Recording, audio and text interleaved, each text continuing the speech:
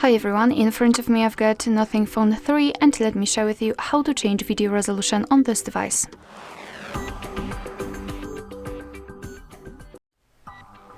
So let's start with opening the camera app. Currently we are in the standard photo mode, so let's switch to the video one. Just tap on the video, and if you can see the red color inside the shutter button, it means that for sure you're on the video mode. So now we can take a look at this option bar at the top, and on the right we've got the resolution. So let's simply tap on it.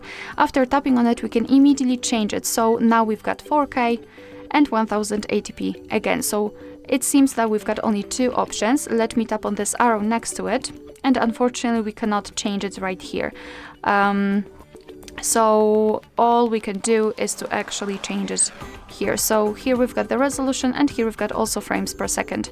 So just by tapping you can set it. If you can see a specific resolutions, for example 4K in my case, it means that now our device will use this resolution whilst recording a video.